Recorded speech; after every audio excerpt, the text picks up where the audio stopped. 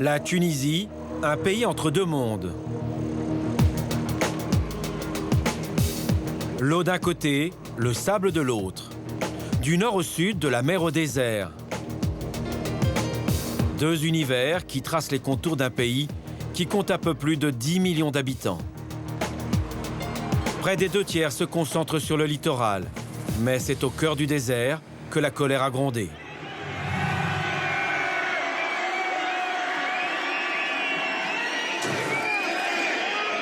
C'est d'ici, de Sidi Bouzid, au sud de la capitale, que le pays a basculé. Pas étonnant, sous le règne de Ben Ali, ces régions de l'intérieur étaient toutes délaissées.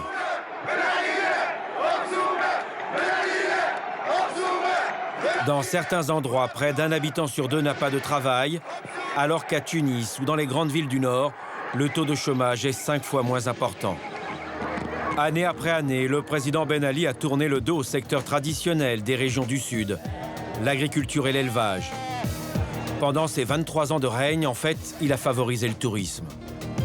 Un développement rapide, anarchique parfois, où la nature n'a pas toujours été respectée. Mais avec les prévisions des experts, le littoral tunisien où se concentre l'activité touristique va souffrir des aléas climatiques. Plus de 300 km de côtes sont déjà affectés. Érosion, montée des eaux. Des dizaines de sites sont classés en zone vulnérable. Des scientifiques qui s'inquiètent aussi de l'avancée du désert et de ses conséquences. Les Tunisiens ont remporté une première victoire en faisant chuter la dictature, mais un autre combat se profile à l'horizon. Une guerre contre le climat, qui risque aussi de bouleverser leur vie.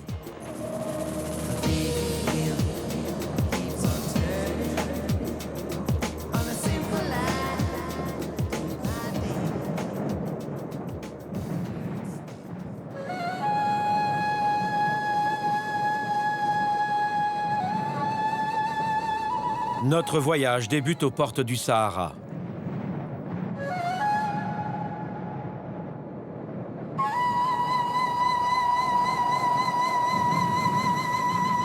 Chaque jour, le sable et le vent redessinent le désert. Instant magique pour les uns, enfer pour les autres.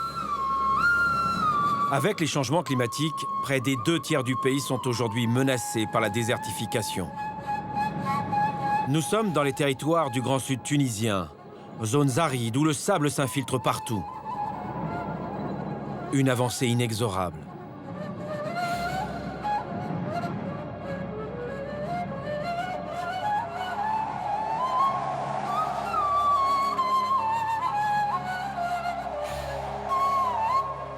« 4x4, treillis militaires, Ziab Askri et Abdelkader Chetoui sont équipés pour lutter contre un ennemi qui paraît difficile à contrer.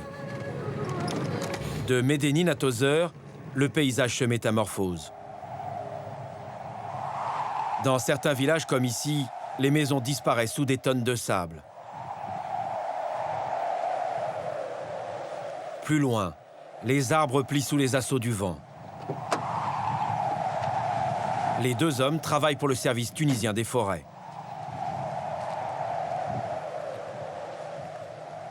C'est quand même très impressionnant. Oui, très impressionnant et ça indique que le vent est très violent. Vous voyez, tous les arbres sont penchés. Combien de jours de vent ici? C'est 240 jours par an. 8 mois sur 12. 8 mois sur 12, oui. Ah, on comprend mieux pourquoi les maisons des habitants sont si vulnérables. Oui, ils sont ensevelis de ça parce que les vents sont trop chargés de sable et il y a beaucoup de journées de vent durant toute l'année. Des vents de toutes sortes, comme le sirocco, ce vent chaud qui vient de l'ouest et qui imprime sa marque sur ces localités. Nous sommes à Chekmou, à 1 heure de route de la palmeraie de Tozeur. Ça, c'est les ruines des maisons. Oui, ce sont les ruines des maisons qui ont été démolies. Aïe, aïe! Viens là, viens là. Ça Ça va? Alors, elle était où ta maison? Juste là. Sa maisonnette a été là. Tiens, regarde, j'ai des photos. C'est laquelle? Regarde. C'est complètement ensablé. Et maintenant, tu habites où? Un peu plus loin, là-bas. Il a changé de coin, il a construit une autre maisonnette un peu plus loin, mais c'est un peu loin des autres maisonnettes. Et ici, tu te rappelles s'il y avait de la forêt? Oui, un peu partout autour de nous. Les arbres bloquaient le sable. Je veux remercier le service des forêts, Inch'Allah, merci à eux. Et merci à vous. Et on est très content aussi. De la révolution tunisienne. Ouais. On vous sent très content. Hein. Maintenant, vous pouvez dire ce que vous voulez. Hein. Voilà, c'est incroyable ce que ça a changé, cette révolution. Hein. Oui, ça a changé bien tout, sûr. oui. Maintenant, vous pouvez dénoncer sans risque. Oui, voilà. Parce qu'avant, si vous disiez quelque chose Il faut se méfier. et vous risquiez quoi, d'être licencié sur le champ? Des rires qui cachent mal la méfiance qui reste de mise ici. Malgré le départ du dictateur Ben Ali, les fonctionnaires restent sur leur garde. Face au coup de boutoir du vent, une partie de ce village de près de 2000 habitants a été déplacée. C'est juste la fenêtre ici, tu vois. Ça devait être impossible ici de faire la cuisine ou de... Ah oui. Oui, il a dit quand on prépare le couscous et on se rassemble pour manger, on prend la cuillère du plat jusqu'à la bouche, ça sera presque la moitié de sable. Ah oui. Non, c'est C'était incroyable. Hein. c'est incroyable, oui. Et c'est tout le sud de la Tunisie qui est menacé comme ça? Dans le sud tunisien, il y a des maisons comme ça, qu'on les voit ailleurs, sont menacées par le sable. Mais la Direction générale des forêts a fait beaucoup de travaux très énormes pour limiter ces dégâts, au moins s'arrêter à ce stade, ne pas avoir plus d'ensablement.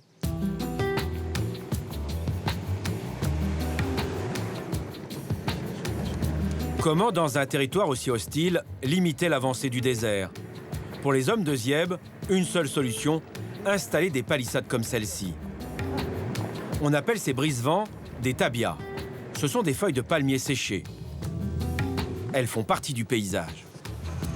La plupart des villages sont ainsi protégés, des moyens locaux qui présentent l'avantage d'être bon marché et biodégradables. C'est un travail à la chaîne, c'est comme une ruche d'abeilles. Chacun a son boulot. Ces deux ouvriers font le creusage des fossés où on va mettre les palmes. Et l'autre là casse les palmes pour enlever les chicots où il y a les épines. Celui-là, spécifiquement, il met les palmes. Le deuxième, celui-là, il tend les palmes vers lui. Les autres essayent de faire le remblai. Il y a celui qui est derrière, il ligature les palmes avec des fils d'attache. Chaque ouvrier a une tâche de 6 mètres par jour. Si par exemple on a 10 ouvriers, certainement on aura 60 mètres par jour. 25 feuilles par mètre de tabia, pas une de plus ou de moins. Tous les 2 ans, il faut entretenir ces barrières. Jusqu'à la chute de l'Ancien Régime, 400 personnes environ fabriquaient ces brise-vents. Des ouvriers payés à la journée, 4 dinars, l'équivalent de 2 €. Une misère pour un travail pénible. Aujourd'hui, avec la Révolution, les effectifs dans la région ont doublé. Le salaire avec. Avec l'augmentation des températures de près d'1 degré, ces 50 dernières années, les sites à protéger d'urgence sont nombreux. Comme ces routes, seules artères pour désenclaver les villages les plus vulnérables. Jusqu'en 1999, ce long rouleau de bitume n'avait jamais pu être utilisé qu'en véhicule tout-terrain. Il a fallu installer près d'une dizaine de barrières, l'une derrière l'autre, pour éviter l'ensablement. Le service des forêts a aussi lancé un plan de reboisement. Des arbustes qui constituent un autre moyen de lutter contre la progression du désert. Le déboisement, lui, contribue au dérèglement du climat. Ici, avant, c'était quoi? Oui, c'était une grande dune de Une sable. grande dune ici. Oui, c'était une grande dune de sable. Et grâce aux travaux, Vous pouvez voir maintenant une très belle forêt. C'est incroyable ça. Ouais. C'est-à-dire qu'on peut arrêter l'ensablement. Oui, il fallait beaucoup d'efforts, de travail. En fait, là maintenant, cette forêt, elle protège la palmeraie qui est derrière. Oui. Parce que le risque, c'est qu'un jour, la palmeraie disparaisse. Oui, en fait, c'est un risque qui menace la totalité des palmeraies qui existent dans la région.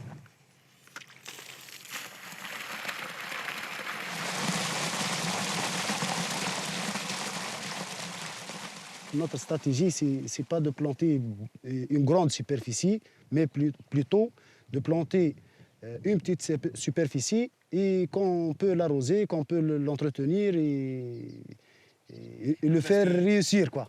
Et si vous deviez protéger l'intégralité de cette région désertique? Il fallait beaucoup de budget pour planter plus, pour arroser plus, pour entretenir plus et pour réussir les projets. Jusque-là, il n'y avait dans ce secteur que des projets présidentiels, des projets d'envergure.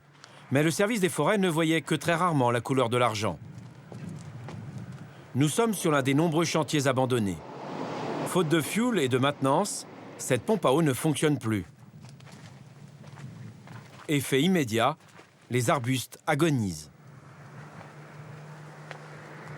Pour éviter ce type de gabegie, l'approche est désormais plus pragmatique. Les chantiers sont désormais à échelle humaine. Après 40 ans de service, Abdelkader prend sa retraite. Une vie entière consacrée à lutter contre l'ensablement. Zieb prend le relais. Avant de les quitter, ils tiennent à nous emmener dans cette palmeraie que leurs équipes entretiennent régulièrement. Au bout de cette route, la commune de Chebika. Une palmeraie au cœur de la montagne. Ce village qui comptait 3000 habitants a été abandonné après de fortes pluies. Il a été reconstruit dans une zone moins risquée. De terribles inondations qui ont juste épargné cette source miraculeuse.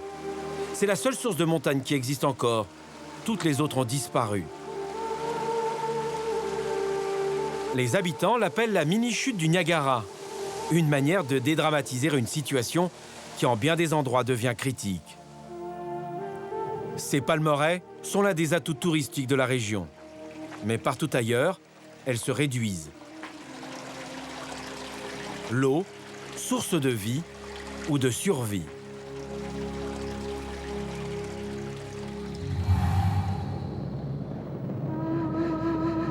Au cœur de ce désert, il y avait une mer intérieure. Il ne reste aujourd'hui que ces minces filets d'eau. C'est le Chott El Djerid, le lac salé. Un soleil de plomb, des sécheresses à répétition, l'écosystème de cette région souffre.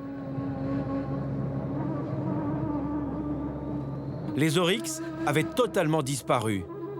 Ils ont été réintroduits en 2007. Comme ces autruches à cou rouge. Ce parc naturel n'est toujours pas ouvert au public. Mais l'idée de ses promoteurs est de relancer la vie telle qu'elle était il y a moins de 10 ans, avant les grandes sécheresses. Cette carte satellite montre l'omniprésence du sable et du sel, des éléments qui menacent la plupart des palmeraies. Comme celle de Tozeur, la plus connue du sud tunisien.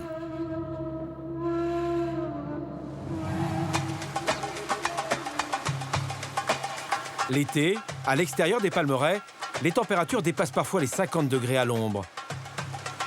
Mais dans ces lieux ombragés, il existe de petits jardins d'Éden. Là, on est dans la palmeraie de Tozeur, la plus grande et la plus vieille de l'Afrique du Nord. 1000 hectares de palmeraie et qui date depuis une époque qui remonte à peu près 3000 ans. Et si ça dure depuis aussi longtemps, il y a une raison à cela? Ah oui, c'est l'eau. C'est grâce à l'eau qu'on continue à avoir ce petit paradis, qui devient de plus en plus rare déjà. À cause de la sécheresse? Ouais, à cause de la sécheresse, à cause de l'exploitation abusive de certains avec les forages. On n'a plus l'eau naturelle qu'on avait avant, la qualité d'eau et tout. Dans cet univers où l'eau a toujours été le bien le plus précieux, les anciens avaient déjà mis au point des techniques d'irrigation très efficaces. Des méthodes économiques qui sont encore utilisées. Ça, c'est le sablier. On appelle ça le gadous. On le remplissait jusque-là et qui fait une période de temps équivalent plus ou moins à 5 minutes.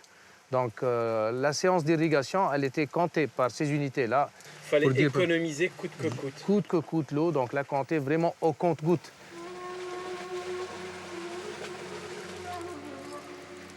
Utilisation plus rationnelle de l'eau et des terres également. Chaque mètre carré est exploité. Vos ancêtres avaient quand même le souci de l'économie et du développement durable, déjà. Oui, effectivement. Non. Eux, ils avaient mis au point des techniques pour préserver l'eau et pour la garder, pour savoir très bien la gérer. Tu vois déjà, tout au long des canaux d'irrigation, ils avaient mis des plantations de bananiers ou de couvertures végétales, et qui fait que l'eau évaporée, elle va se condenser dans le feuillage du bananier, et puis elle va regagner le terrain. Rien ne se perd, même la vapeur d'eau, elle est exploitée. Et là, vous produisez sur 3 niveaux, c'est ça? Sur 3 niveaux, oui. On produit tout ce qu'il nous faut pour manger. On commence par le plus important pour nous, c'est le premier niveau, le palmier dattier. Là-dessous, on a l'arbre fruitier, on a le figuier, on a le citronnier là. Et puis, le plan en terre, c'est tout ce qui est culture fourragère et maraîchère, telles que là, des plantes de tomates, une plantation de... Et des herbes. Depuis 3000 ans, notre oasis, et d'ailleurs par définition, toutes les oasis sont dans un monde saharien. Donc on a un paradis dans le désert. Et nos ancêtres ont pu garder le terrain, mais maintenant on a commencé à le perdre. Par faute d'eau, quoi.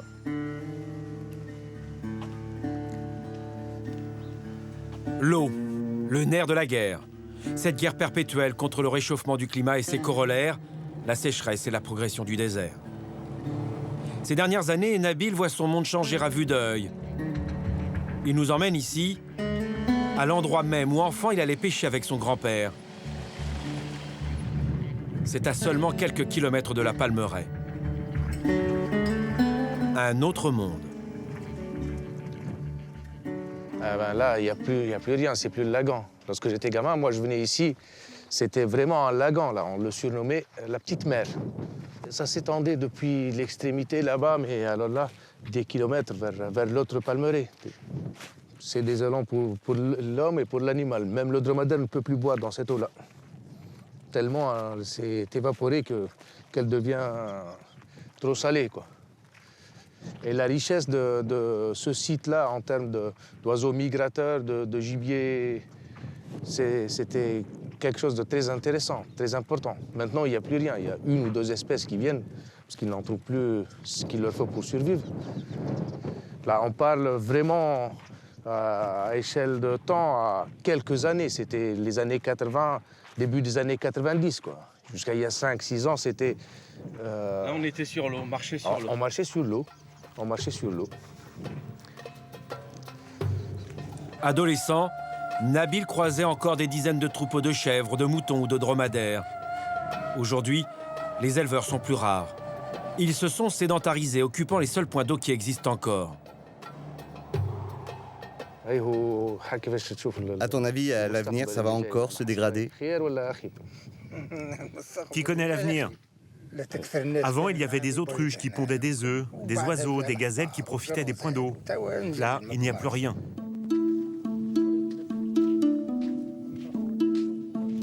Nous sommes à moins de 30 km de la frontière algérienne. Avant, les éleveurs passaient sans arrêt d'un pays à l'autre. Puis un jour, ils se sont installés.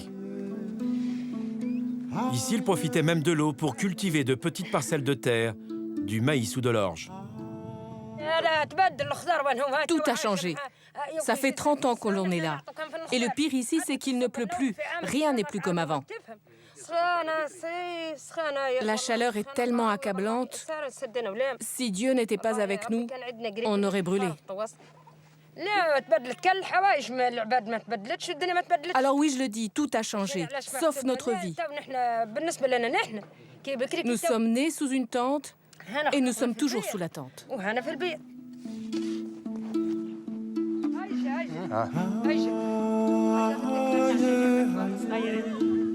Cette famille vit au-dessous du seuil de pauvreté, à peine 2 € par jour. Cette nuit-là, petit miracle, 2 agneaux sont nés. Il y a de moins en moins de pluie. Les saisons, maintenant, ne sont plus stables. On avait avant saison des pluies, saison du froid, saison de la chaleur. Maintenant, c'est imprévisible. On peut avoir 16 degrés en plein juin, on peut avoir une journée à 30 degrés au mois de novembre-octobre. Donc, il n'y a plus de stabilité climatique chez nous. D'ailleurs, toute la région, quoi. Un constat qui est validé par les études des experts. Ici, comme dans le reste du Sahara, les conditions climatiques se dégradent. Depuis 2007, la région n'a connu que d'intenses sécheresses. Moins de 100 mm de pluie chaque année. Des conditions qui ont des effets tant sur l'agriculture que sur l'élevage. À 12, si le marché du bétail connaît toujours la même effervescence qu'il y a 10 ou 15 ans, les cheptels de chèvres ou de moutons ne sont plus aussi nombreux. Moins 20% depuis 2005. Pour limiter les impacts sur ces secteurs, la Tunisie s'est dotée d'un centre de recherche qui explore toutes les pistes, qui permettraient à ses éleveurs et aux agriculteurs de s'adapter aux nouvelles conditions climatiques. Nous sommes à l'Institut des régions arides. Il compte une centaine de chercheurs. Ahmed Salki est l'un d'eux. Dans cette bergerie, les travaux portent sur les animaux qui résistent le mieux aux conditions extrêmes. Ces chèvres locales semblent assez bien adaptées. Elles se contentent de peu de nourriture, de peu d'eau. Et même la qualité de l'eau, c'est assez important. Parce qu'elles résistent aussi à la salinité de l'eau, par exemple. Du point de vue production laitière ou de viande, c'est un peu limité par rapport aux chèvres ou à l'élevage intensif. Mais le champion de toute catégorie, c'est le dromadaire.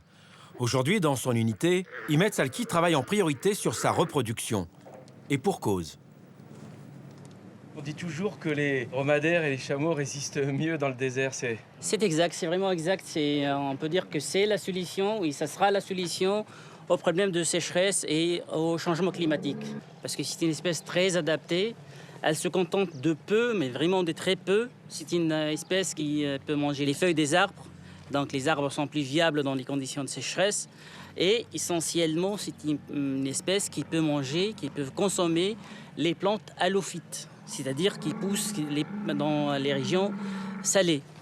Il y a combien de dromadaires aujourd'hui en Tunisie? Il y a environ une estimation qui dit qu'il y a environ 100 000 têtes. Dans les années à venir, il y aura peut-être multiplication du cheptel? Certainement, je crois. Certainement, parce que ça connaît un essor assez important, un essor économique assez important pour la production laitière, pour la production de la viande. Ça connaît un intérêt maintenant. Mohamed Labia travaille lui aussi dans cet institut. Son domaine de recherche est plus surprenant. Il étudie l'impact du vent sur le sable et sur les zones de production agricoles. 2 fois par semaine, il parcourt le désert en voiture ou à pied. Dans ce champ d'oliviers, il a installé une zone expérimentale. Pas besoin d'outils performants pour observer le mal dont souffrent ces arbres. Au printemps, le vent est tellement fort qu'il apporte des quantités impressionnantes de sable. En quelques semaines, les dunes encerclent les champs. Dans les années de forte sécheresse, ces oliviers ne sont guère productifs. C'est approprié pour les oliviers ici? En fait, non, c'est pas très approprié parce que c'est pas très bon. Le sol est pas bon? Il n'est pas bon parce qu'il faut avoir un sol très homogène en profondeur en particulier. C'est-à-dire que le sable vient d'où, là, cette dune, elle vient d'où? En fait, elle vient normalement des parcelles avoisinantes, donc elle vient, on va dire, de quelques kilomètres. C'est-à-dire que très vite, les oliviers peuvent être ensablés ou... On peut avoir les deux phénomènes, soit ensablés, soit complètement déchaussés. Donc on va avoir complètement les racines. Par exemple, vous avez ici un petit cas, on peut voir quelques racines. Ça, c'est mauvais pour l'olivier, ça? Oui, bien sûr. Donc si les racines vont apparaître, donc c'est pas... L'olivier ne peut pas trop tenir, quoi. En fait, c'est des particules très fines, donc inférieures à 0,1 mm, on va dire, aux alentours de 0,08 mm. Donc c'est très très vulnérable à l'érosion éolienne. Donc cette dune-là, elle est maintenant là. Une semaine après, elle peut se déplacer à côté, à gauche, à droite, ça dépend de la direction de vent. Donc ça se déplace très très vite. Des particules qui emportent avec elles ces nutriments qui manqueront aux oliviers. Ramassés dans tout le sud du pays, les échantillons de sable seront analysés à l'Institut des régions arides. Ici, plus de 400 chercheurs et techniciens étudient la désertification sous toutes ses coutures. Dans son laboratoire, Mohamed Labiad dispose d'une soufflerie pour mieux comprendre l'impact du vent sur le sable. Celui que le technicien étale avec tant de précaution vient de Médonine. Ces grains font 0,08 mm de diamètre. En temps normal, ce type de machine est utilisé pour tester l'aérodynamique des avions ou des voitures.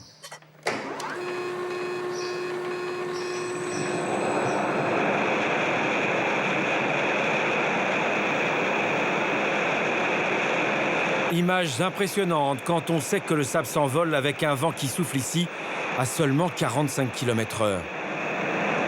Les différents tests menés en laboratoire ou sur le terrain montrent que le désert tunisien est présent loin, très loin d'ici. Ces particules se retrouvent en France et ailleurs en Europe. Chaque année, quelle est la quantité de sable qui s'envole? En fait, nos études ont révélé une quantité aux alentours de 1,5 million de tonnes par an. Et le vent apporte ce sable où? Vers l'Europe. Ces particules peuvent se déplacer sur de longues distances, elles peuvent atteindre même 300 km, même plus. Parce que c'est des particules très très fines. Donc ils se trouvent dans l'atmosphère, donc ils peuvent se déplacer. C'est très volatile. Voilà, tout à fait. Ces particules ont été retrouvées à plus d'1 millier de kilomètres d'ici. Le fléau est tel que de nombreux experts français et européens collaborent avec l'unité de Mohamed Labiad. Mais pour le moment, personne n'a encore trouvé la solution miracle pour fixer le sable dans le Sahara. Des particules qui ont des effets différents d'un lieu à l'autre. Sur la côte tunisienne, le sable ne s'envole pas. La houle et les vagues l'emportent.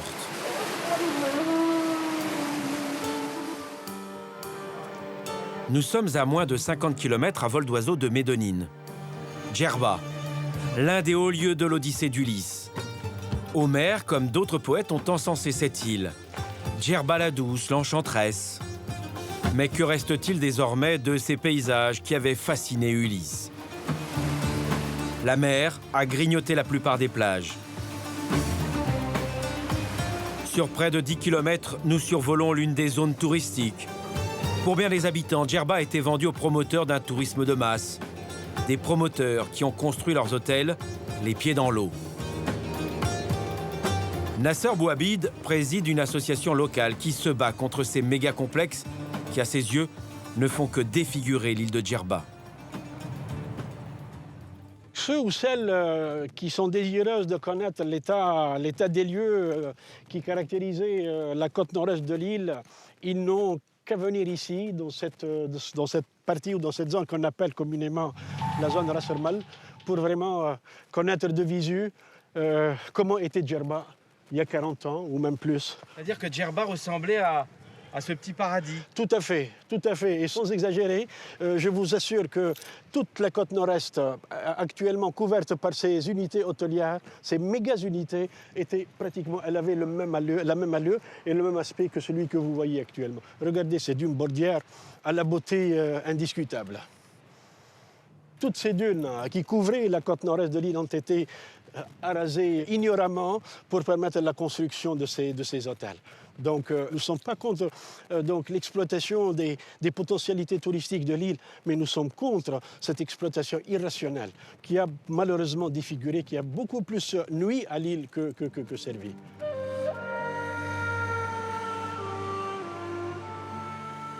Je dois rappeler à ceux qui l'ignorent que l'île de Djerba avec les îles de Kerkena sont les deux îles les plus menacées en Tunisie du fait du réchauffement climatique. Avec l'élévation du niveau de l'eau, et donc il y a une érosion marine très accentuée, une salinisation de la nappe phréatique, il y a une submersion de la nappe littorale. Et évidemment, il y a chute de la production agricole, il y a donc abandon de la campagne et toutes les conséquences qui s'en suivent. Pour lui, l'île de Djerba, en s'abandonnant aux sirènes du tourisme bas de gamme, a vendu son âme au diable. Aujourd'hui, la nature, dit-il, reprend ses droits. L'île est l'une des plus basses du bassin méditerranéen, l'une des plus sensibles à la montée des eaux. C'est dans la zone d'Aguirre, où sont installés la plupart des complexes hôteliers, que les menaces climatiques sont les plus fortes. 2 scénarios sont déjà envisagés. Une montée des eaux de 25 cm avant 2030 et de 50 cm en 2050. Anis Lawel se définit comme l'homme le plus chanceux de Tunisie. Et pour cause. Entrepreneur, son métier est de réduire l'impact de l'érosion et de la montée des eaux. Infrastructure routière ou touristique.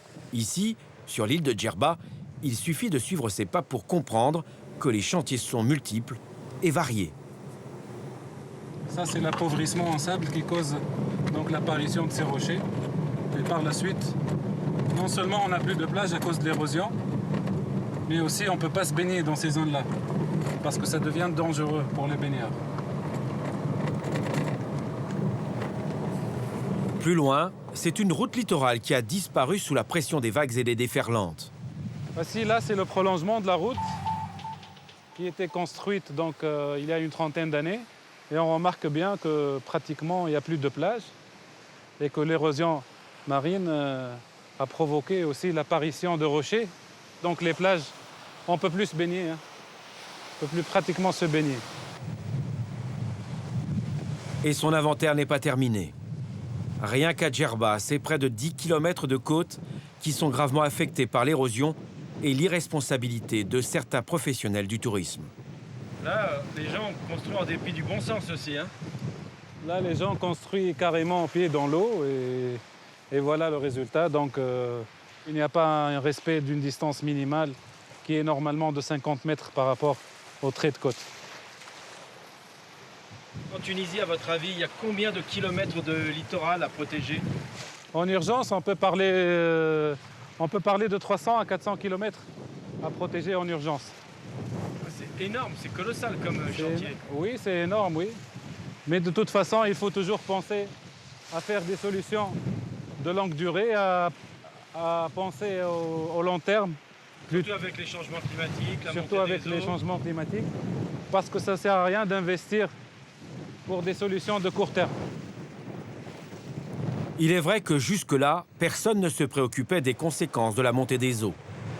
Mais ces dernières années, la situation est devenue critique. Pour conserver leurs touristes et leur chiffre d'affaires, les hôteliers font donc appel au service d'Anis Lawel.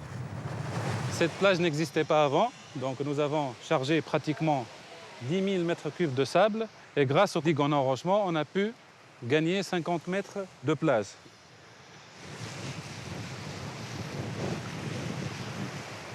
On sent que c'est un travail de titan là aussi. Hein. Oui, c'est un travail de titan parce que là, on essaie de donner aux hôteliers un produit esthétique. Au-delà du rôle de protection contre l'érosion, ces digues sont construites de façon à ce qu'ils servent aussi à être des bancs de pêche, à servir de passerelle, à donner un nouveau produit touristique pour l'île de Djerba. Près d'1 million d'euros pour construire ces 2 digues. Mais il faut encore entretenir les plages artificielles. Pour le sable, pas de problème. L'entrepreneur n'a qu'à se servir à côté. Le port de pêche a été tellement mal conçu qu'il s'est ensablé. La preuve grâce à ces images prises par satellite. Celle-ci date de 2003. Celle-là, de 2010. On le voit, le sable a pris le dessus. Avec la construction de ce port aujourd'hui abandonné, l'érosion s'est accélérée sur une partie des côtes de Djerba. Mais ce n'est pas le seul ouvrage en cause. Anis Lawel dénonce aussi ces digues sauvages et artisanales. En réalité, toutes ces digues, même celles réalisées par Anis Lawel, ne constituent que des solutions individuelles contre l'érosion. Si elles protègent une plage, elles ont des conséquences sur celles des voisins. En Tunisie, Il existe une agence de protection et d'aménagement du littoral. Créée en 1996, l'APAL n'a malheureusement qu'un rôle consultatif. Elle ne peut que rarement intervenir pour interdire ce type de construction. Le promoteur hôtelier qui construit des digues à Djerba, il a le droit ou pas? Il n'a pas le droit. Et pourquoi il l'a fait? Pour lui, c'était pour essayer d'avoir une plage. Avec le problème d'érosion qu'on constate au niveau de la zone, il a essayé de trouver une solution pour lui sans réfléchir à l'ensemble des hôteliers. Est-ce que ça va être dramatique pour les autres? Pour les gens qui viennent après. Oui, mais est-ce que l'APAL avait les moyens d'interdire? Bien sûr. C'est toute construction illégale pour laquelle les autorisations n'ont pas été données. On est là pour arrêter les travaux. Mais sous Ben Ali, on sait pertinemment que ça ne se pratiquait pas comme ça. Il y avait des passe-droits. L'APAL n'avait pas son mot à dire. Non, l'APAL était là pour donner son avis technique. Est-ce qu'il est suivi ou il est appliqué ou autre, c'est autre chose. Embarrassés, les responsables de l'agence du littoral renvoient la balle au gouvernement. Ce jour-là, nous accompagnons le ministre du Tourisme. Depuis sa nomination, Mehdi Ouass parcourt le pays. Il n'a pas de baguette magique. La protection du littoral, c'est une affaire de politique, c'est une affaire d'État. Après, la protection du littoral nécessite des budgets. Et il faut avoir le courage de les allouer, si on les a, ou aller... Mais il va y avoir des budgets qui vont être débloqués? J'espère. Moi, je ferai tout pour convaincre qu'il y en ait. Côté tourisme, moi, je vais peser de tout mon poids pour expliquer que c'est l'intérêt du tourisme. Le tourisme bas de gamme que l'on fait, si on le fait migrer vers un tourisme plus haut de gamme, plus responsable, plus écologique, la manne qui viendra du tourisme sera beaucoup plus importante. Elle pourra financer des projets dont on pense qu'ils ne sont pas à notre portée aujourd'hui. Nous sommes à Hammamet. Comme Djerba, la ville est dédiée au tourisme de masse. Comme Djerba, le site est touché de plein fouet par l'érosion. En fait, la plage a disparu en véritablement 3 semaines. En 3 semaines? En 3 semaines. C'est vraiment choquant, on va venir par ici. La plage s'est en fait réduite d'un tiers. Difficile désormais pour les clients de trouver une place au soleil. Selon le directeur de l'hôtel, c'est une digue en épi située en amont qui a provoqué la disparition de tonnes de sable. Le commanditaire de cet ouvrage n'est autre que l'ancien président Ben Ali en personne. Votre voisin se croyait tout permis? Oui, on ne va pas revenir là-dessus. Je pense que tout le monde sait maintenant qui se croyait tout permis. C'est que quand on réclamait par rapport au volume de la plage et à l'érosion de la plage qui a été accentuée d'une manière extraordinaire, on nous répondait dans un premier temps que c'était lié à la marina d'Hammamet Yasmine. Or, la marina a été construite il y a 15 ans maintenant. Et ensuite, on ne voulait pas accepter le fait que ça soit lié à un épi qui a été construit sur le palais présidentiel. Chose que j'imagine parfaitement. Vu l'ancienne époque, vous imaginez bien que personne n'était capable de dire la plage, elle est due parce que l'ancien président a construit un épi. Monsieur le ministre, là on a un hôtelier un peu victime, mais à Djerba ou dans d'autres endroits de Tunisie, ils sont accusés de dégrader les plages. Oui. On a les deux cas de figure, hein. C'est-à-dire que quand on a un hôtelier qui est voisin de l'ancien président, il ne peut qu'être victime. Et quand on a des hôteliers qui sont loin et qui sont voués à eux-mêmes, effectivement, ils deviennent prédateurs et ils reconstruisent leur propre écosystème au détriment de celui des voisins. Et ça n'est plus acceptable pour la sauvegarde de notre patrimoine. Oui, c'est le terme qui convient de mon point de vue, oui, tout à fait. Tout à fait. Quand vous construisez votre propre écosystème au détriment de celui de votre voisin, vous agissez fatalement comme un prédateur. Qualifier certains hôteliers de prédateurs, en Tunisie, le ton est nouveau. Il est vrai que Mehdi Ouass a été formé en France.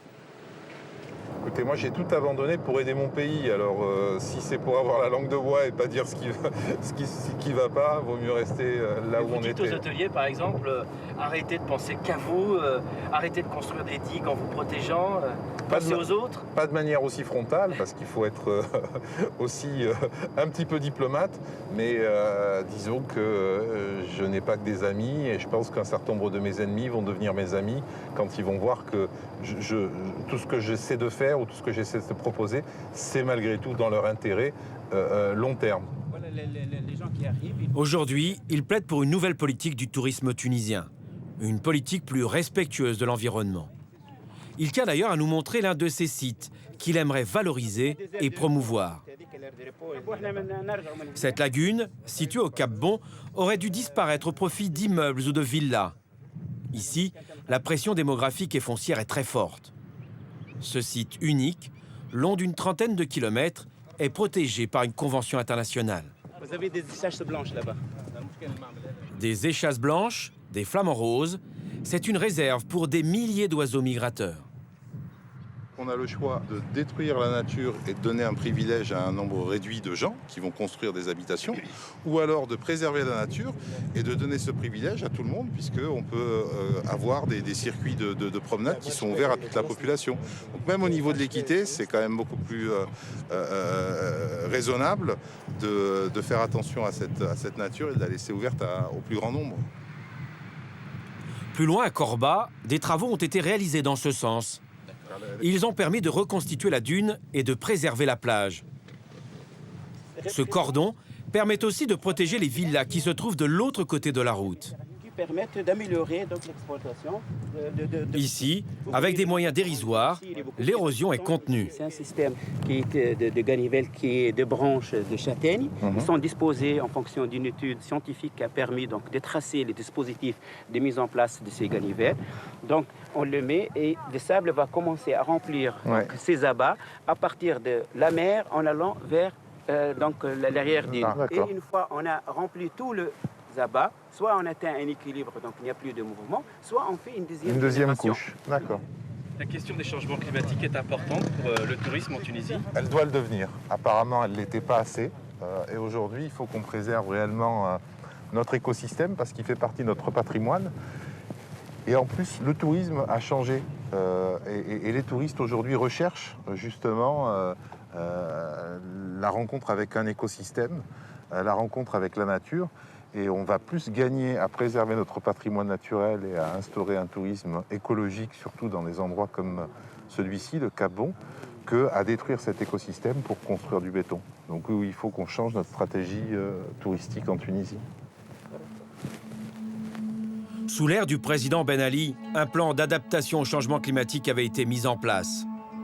Mais il suffit de remonter la côte vers la capitale pour comprendre qu'il ne s'agissait que d'une coquille vide ou presque. Sur cette partie du littoral tunisien, il existe des dizaines de sites archéologiques d'une grande splendeur. Ils témoignent de la position primordiale que la colonie d'Afrique occupait au sein de l'Empire romain. Nous sommes ici à Carthage, l'un des rares sites puniques, construits en hauteur, à l'abri des vagues et de la montée des eaux. Patrimoine unique. Amer Oueslati est géomorphologue. Il est accompagné d'Adel Abdouli, le directeur de l'Observatoire du littoral. Avec leurs équipes, ils ont répertorié les sites les plus vulnérables à l'érosion marine. Ils nous emmènent ici, à quelques kilomètres de Carthage.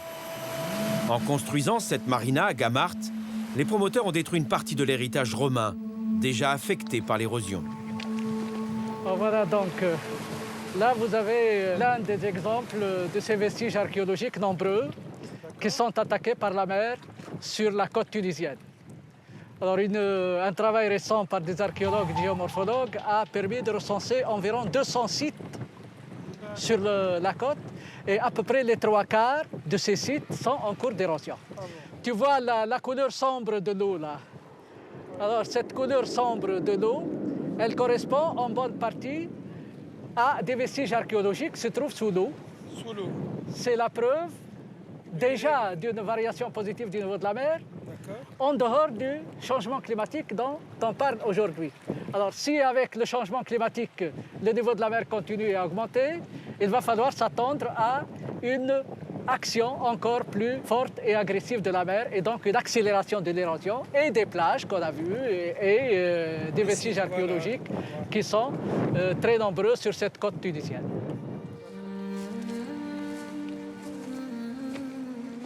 Il y a des sites qui sont dans un état encore plus catastrophique qu'ici.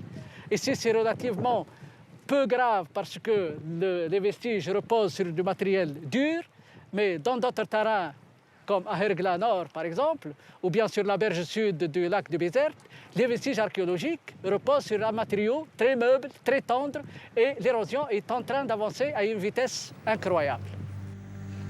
Érosion, montée des eaux, glissement de terrain, les menaces sont nombreuses.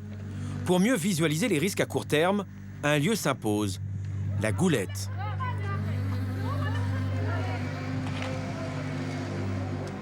Jusqu'à l'indépendance de la Tunisie, c'était l'une des stations balnéaires les plus courues du pays. Une époque révolue.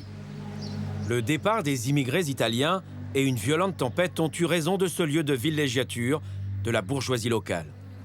Nous sommes à la Goulette. Cette côte était bien connue et réputée pour ses plages, mais avec le temps et suite à ces constructions de bord de mer, les plages ont commencé à connaître une érosion importante. Et à l'occasion d'une tempête exceptionnelle en janvier 1981, il y a eu une érosion très importante. Et à la suite de cette érosion, une décision a été prise pour intervenir et protéger. Et nous sommes là devant ces travaux de protection, ces ouvrages de protection qui ont pris la place de l'ancienne tâche. Des centaines de mètres d'enrochement protègent désormais la grande plage artificielle de la Goulette. En janvier 1981, la mer arrivait jusqu'au pied des constructions là-bas. Et en janvier 1981, bien entendu, avec la tempête, toutes ces plages ont été érodées. Et donc voilà, tout ça c'est artificiel. Et au niveau de l'efficacité de la protection, est-ce que ça va, c'est bien? Alors ça protège bien entendu, mais on a perdu le paysage naturel. Ça protège les maisons, mais vous avez une idée là de la qualité de la plage. Ce n'est pas le sable mobile, ce n'est pas la plage naturelle. Vous voyez d'ailleurs l'humidité et c'est un sable qui se tasse. Là, les constructions à arcades, c'est des constructions qui datent de l'époque coloniale. Et en fait, on a fini par abandonner. Et parfois, on a condamné les fenêtres et les portes qui donnaient sur la mer. On tourne le dos au paysage qu'à un moment donné, et on était venu chercher. On n'est plus intéressé par le paysage sur la mer parce qu'il n'y a plus le paysage qu'on était venu chercher à l'origine. État des lieux d'une situation qui risque de se répéter ailleurs. Comme ici à Soliman, nous sommes toujours dans la périphérie de Tunis. La plage est chaque année de plus en plus étroite. On a là vraiment l'illustration typique de cette érosion farouche. Alors il y a seulement 3-4 ans, l'extrémité de cette chaussée, on la voyait, on l'a touchée du côté de la mer. Donc il faut imaginer un recul très important. Alors, des calculs ont été faits, ça donne en moyenne un recul de l'ordre de 2 mètres par an. Pour certaines périodes, comme pour la période 2003-2004, ça a atteint une vitesse de 5 mètres par an.